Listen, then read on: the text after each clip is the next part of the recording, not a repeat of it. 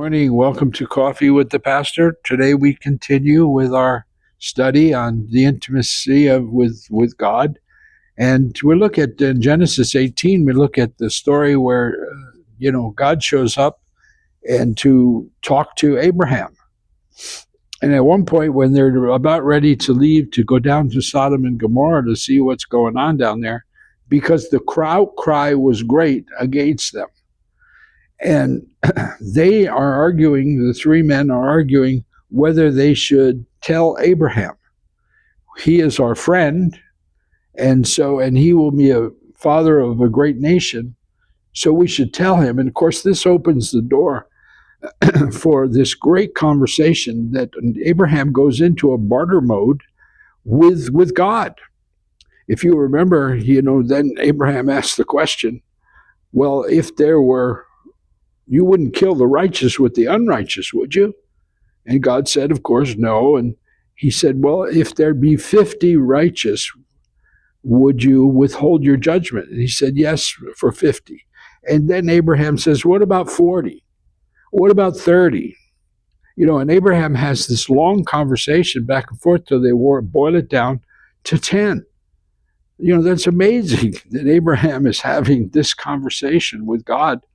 And they're going back and forth, and he says, well, if there be 10, I will withhold judgment. Well, of course, they couldn't find 10 righteous. And in James's gospel, in James, the letter of James, he writes this. He says, Abraham believed God, and it was accounted to him for righteousness, and he is called the friend of God, that God regarded him as a friend. And then we see in John 13, we see that John the Beloved is laying his head on Jesus' chest. And this is John, who's very close to Jesus. And if Jesus didn't want him there, you know how it is when somebody leans on you or lays on you and you don't want them there, you just say, hey, back up, get off me.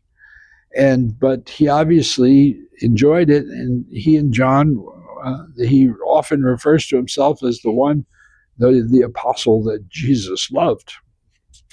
It's so noticeable because Peter asked John to ask Jesus who it is going to betray him, because he said, my betrayer is at hand. And then we see that Peter asked John to ask Jesus who it would be. And of course, then Jesus tells his group, that whoever dips the bread with me next is the betrayer. And in John 19, we see that when Jesus is on the cross, he looks down. It says he looks down and he crosses his mother and his mother's sister, Mary, the wife of Cleopas, and Mary Magdalene. When Jesus therefore saw his mother and the disciple whom he loved standing by, he said to his mother, woman, behold your son. Then he said to the disciple, behold your mother. And at that point, Jesus asks John to take care of his mother. And of course, it's first century writings, it's pretty much determined that John did in fact take Mary to his home in Ephesus.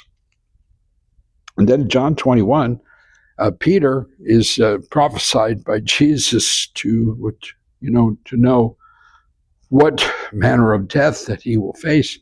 He said, when you're old, you're going to go to a place you don't want to go. And then Peter asked Jesus, well, what about John? He was standing there.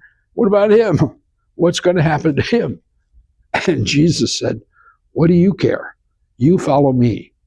You do what you're supposed to do, and don't worry about him. And that's where, of course, the rumor came that John would not die. But of course, we know that he did. He just was not martyred. God bless you, and we'll see you again next time.